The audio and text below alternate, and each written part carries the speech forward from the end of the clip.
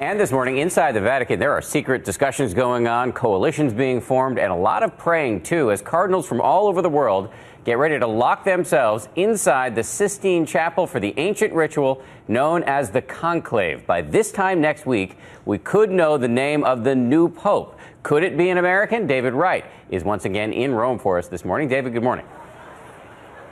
Good morning, Dan. The Pope is obviously the worldwide leader of Catholicism, and the cardinals who will elect him come from nearly 50 different countries, but also, at least symbolically, this is a local election. Among the Pope's other titles, he's the Bishop of Rome, elected by the Roman clergy.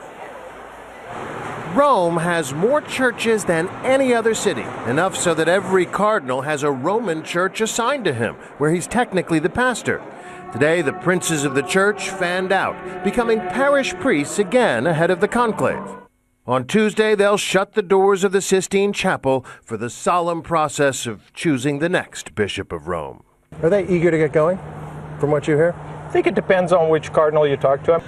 I think there's a mix. Greg Burke, the Vatican's senior media advisor, says be prepared. This may not be a short conclave. I don't think they're in any huge hurry. It's obviously a monumental decision they have to make.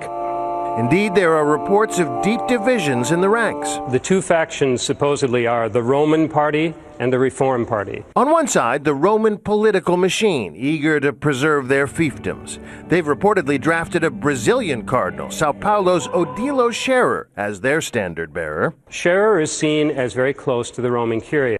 On the other side, the reformers, led by the Americans, who reportedly want a sheriff to clean up after the scandals, possibly even one of them. South African Cardinal Wilfred Napier agrees it's time for the papacy to look far beyond Europe. He told us he'd like to see a pope from the developing world. And the Americans? Unfortunately, I think no one would be too keen to have an American pope because they'd say he might be dominated by the American government.